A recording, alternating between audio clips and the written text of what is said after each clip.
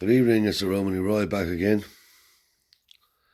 If you look at my picture of my Bedford there, she was supposed to be going to Cornwall today to be respayed or going in to be done. And I was supposed to be going down and get an interview from Uncle Freddie. But a chain of events happened and we couldn't get there. So she'll have to go another day. So while we're on the subject of my grandfather, I'll tell you two little tales about E now. And one when he lost his temper with my father's brother, Uncle Arry, and I thought he was going to kill him. Right, on a Saturday,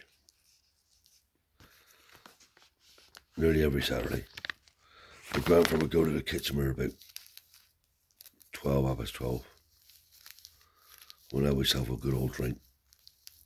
And to be fair, he bought a lot of stuff.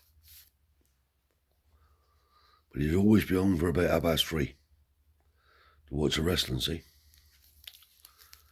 Anyway, this day, there's a mush driving his drag with he in the passenger seat, see? My grandfather was loaded. Comes in. As soon as I knows he's home, I used to gel over there because he used to delve up Mandy a bit of hunger for the work I'd done in the week, see? If me and he done something, Saturday afternoons is when he used to pay me. Anyway, I goes in, sits down, and then he comes. This old chavvy had a big old beard and long hair. He said, "Mother, make this man out a nice cup of tea and a nice bacon and egg sandwich." He brought me home. He said, "What's your name again?" This old chavvy. The old chavvy said, Calvin, Mr. Ware. Oh, yeah, he said, Calvin. Yeah, he said, "What do you do for a living then, Calvin?" Old chavvy said, "I'm a machinist out at Teddington's." He said, "Well, what sort of things do you machine?" He said, "It's all brass or bronze bearings, big ones," he said, "for big industry." Grandfather said, do you ever get any scrap in there then? Who has the scrap? "Oh yeah, there's plenty of scrap," he said. He says, "All over the place." He said, "There's a lot of rejects. They got to be absolutely perfect, else they get rejected." Oh, he said. He said, "You was telling me today you haven't got a car." He said, "How's that?" He said, "Mr. Ware, I got a big family." He said, "I got 6 children.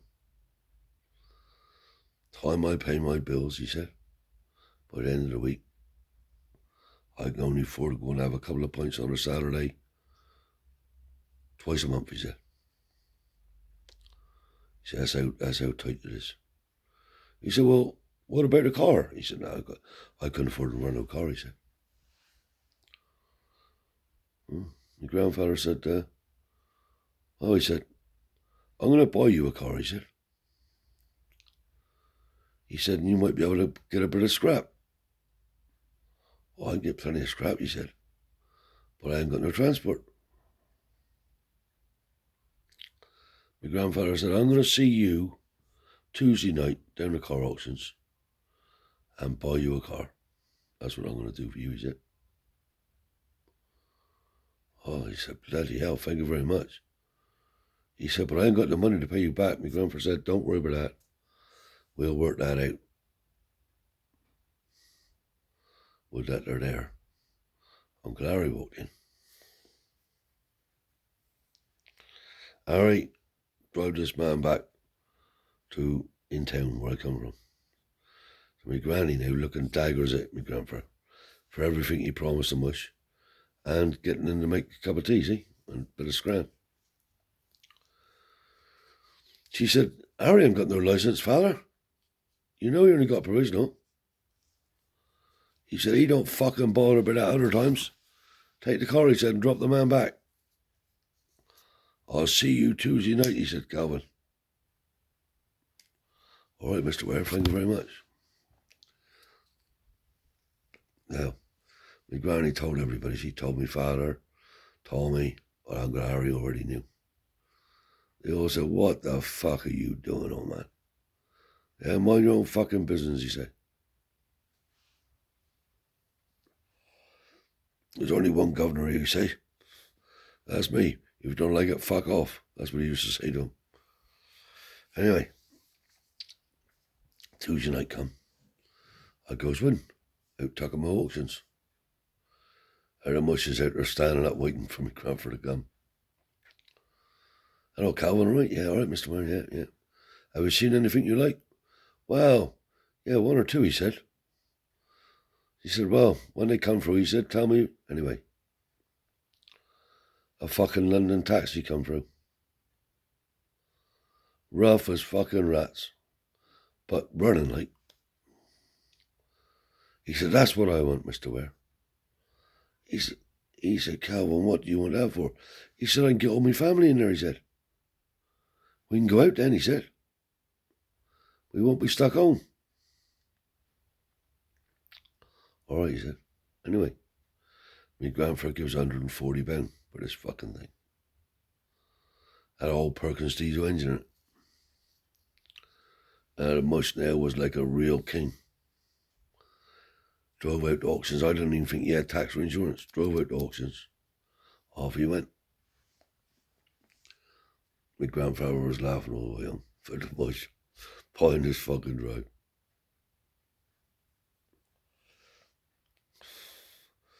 2 or 3 days went by. Tea time. We could see it in the middle of the yard, see, because our kitchen you could look right in the yard. In pulls this mush with the black taxi. Loaded right down.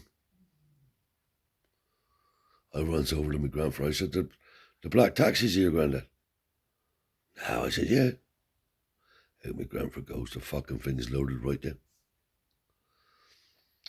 All right, back over here, Calvin. Oh, open it. Opens the side door up, because that's where he had the stuff. Inside the car. Takes it out. I think he had about 400 or 500 weight. Anyway, weighs it up on the scales. My grandfather chucks it off on the side there, like, you know. So my father goes to have a dick or see what it was like. He goes over now. Father, he said, you're going to get fucking loud for that, he said. That's no rejects. That's all brand new fucking gear, he said. My grandfather said, keep your fucking nose out. Nothing to do with you, is it? But it was, because they was all in partners with him. He said, never you mind, leave it bide, he said. Right. So he had the seconds, didn't he? My grandfather had the second thoughts about it. So, the next night, I sees him. We've got to do something about this, he said. I said, what's that? He said, there's stuff here. I said, what are we going to do, Grandad? He said, I'll tell you what we do. He said, you take that wheelbarrow, go down that corner of that fucking yard, he said, and bring me up 5 or 6 of the old pallets, all broken, or any old broken wood. I said, wood, what do you want that for? He said, don't fucking back cheat, do it. There I goes. Because you couldn't back cheat and see. You could ask him something maybe, but you mustn't back cheating. Anyway, I goes down, brings these fucking pallets up. Right? He's there with a fucking old chopper now, axe, chopping these fucking pallets up and a sledgehammer. Makes a pile of wood. Lights this fire up. Goes into the shed now, brings out these fucking bearings. These bearings was bigger around than a gas bottle anyway. 2 or 3 he brings out in the wheelbarrow, 3 or 4 at a time. Chucks them in the fire. When they gets hot, pulls them out with a rake, hits them with a hammer and they fall apart. And it's all gone off colour anyway. Right, we done the whole lot. That was that job out the way. So this mush kept coming back every week. Paid up for his fucking car long time ago. So my grandfather was getting a bit fucking trashy, see? So he said to him, Calvin, he said, are you sure you're not getting too greedy? No, Mr. Ware, everything's all right.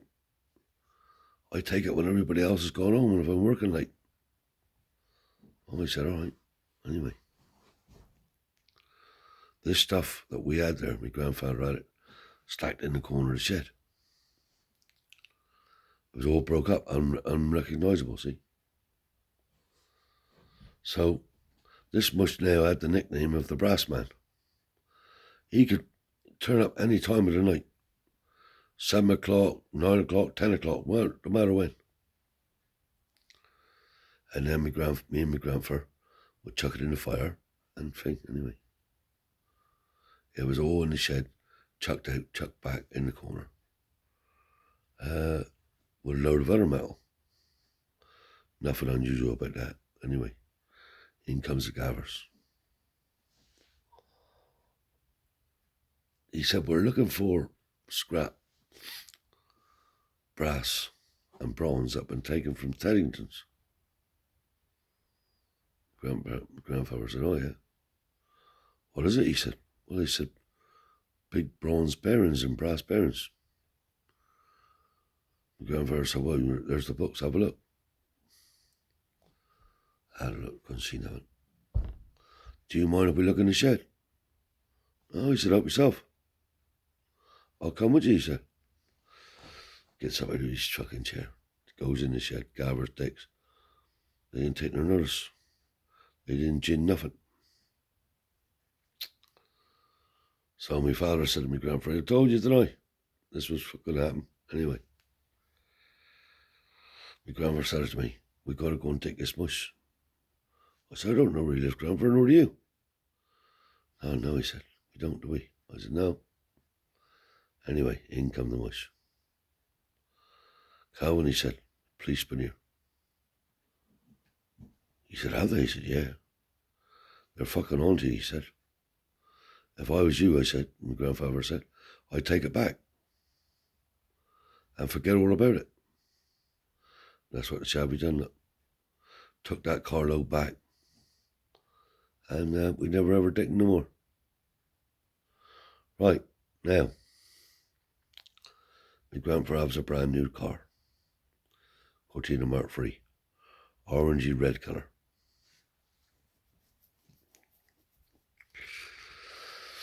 So, my Uncle Arry says, can I borrow the car, Dad? Yeah, you take that fucking car. You haven't got no licence even. Well, he said, you let me drive the mush home the other day. Yeah, leave the car there. You weren't taking that fucking car, he said. Anyway, Arry took the fucking car. Now later on, I'll be interviewing a man called Melville Woodley, who was my Uncle Arry's best mate. He'll confirm the story. And Uncle Tony can confirm the story. Arry takes the car now. He gets down to Chasewater Middle House. That was a coaching house right on the main street. But you had to go through an archway to go in around the back to the courtyard where the horses used to go for the car park.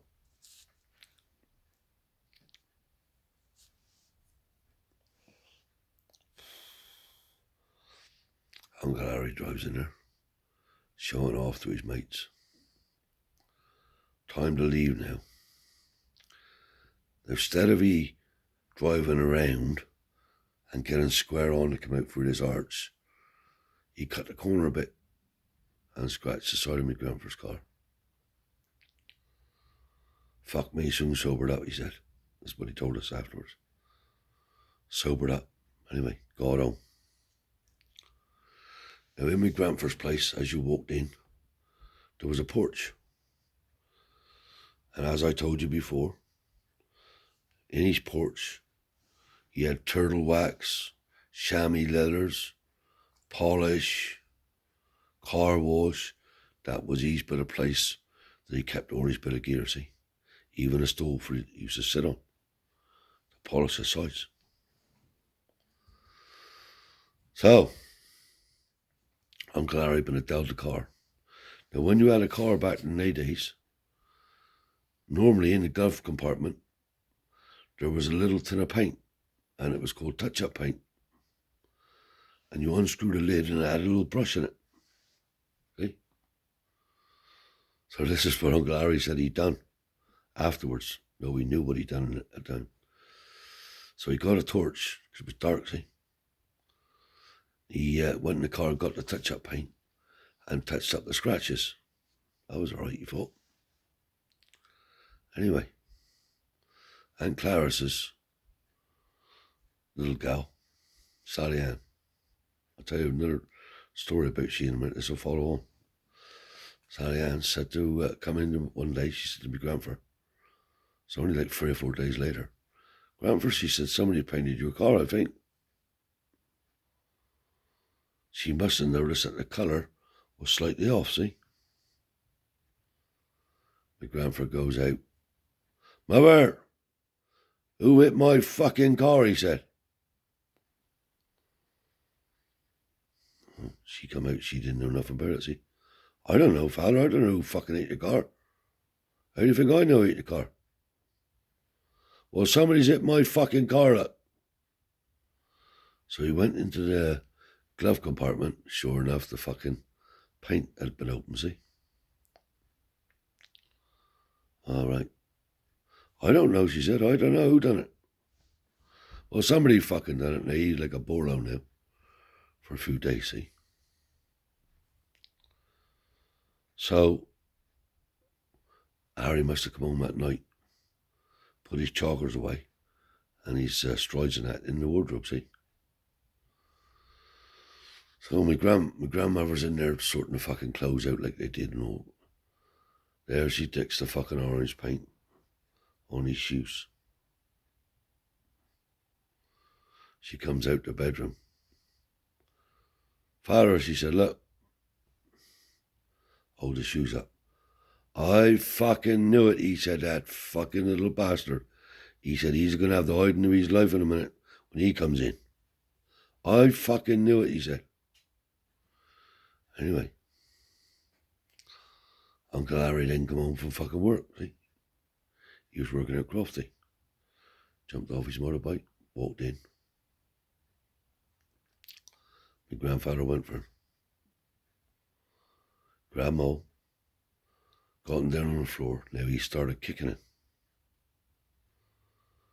Now he kicked him from the kitchen up in like 3 little steps up into the front room and back down again. Out come my granny now, screaming out from the fucking kitchen. Brian, get here, quick. Your father's killing Arry. My father went over there now. Pulled him off. He said, leave him go for fuck's sake. What happened? He said. Told him. He said, you can't fucking do that. He said, you're going to kill him. Arry's fucking crying now. When he's fucking Isaac. So, that was, I thought he was going to fucking kill him. Now, my Aunt Clarice now had a little gal called Sally Ann. That's the one who crashed Uncle Arry up innocently. Now, Sally Ann was the apple of my mother's eye. No 2 ways about it.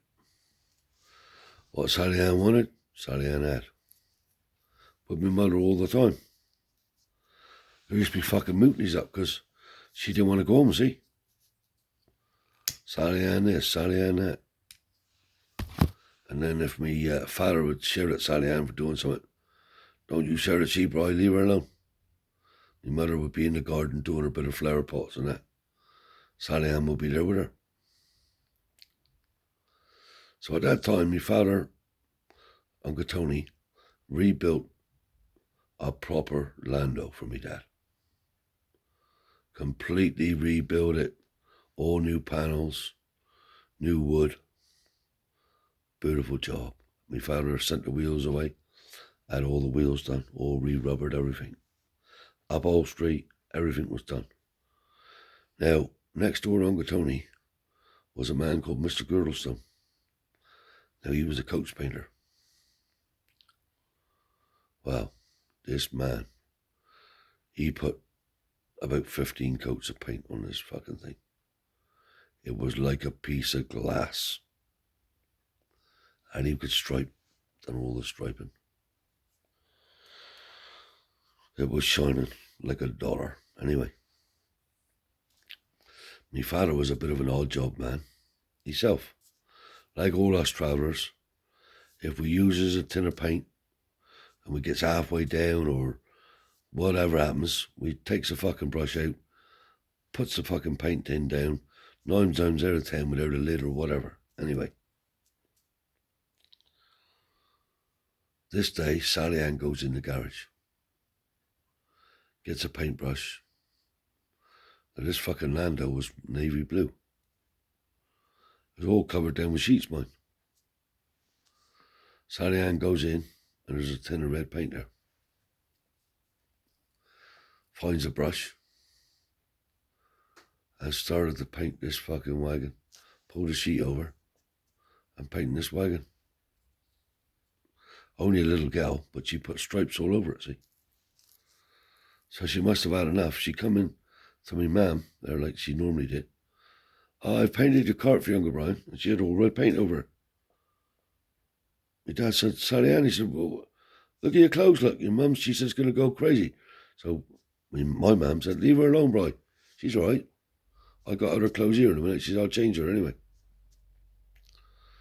Didn't think no more of it. My father come out and started to walk across the yard. Now, the garage door was ajar. This is true, God straight me dead. Uncle Tony will tell you the same story. The garage door was ajar. He thought, what, who been in there? Anyway. When he went in, she painted his brand new cart. But he had it all done up. Oh, he come out, he was going fucking berserk.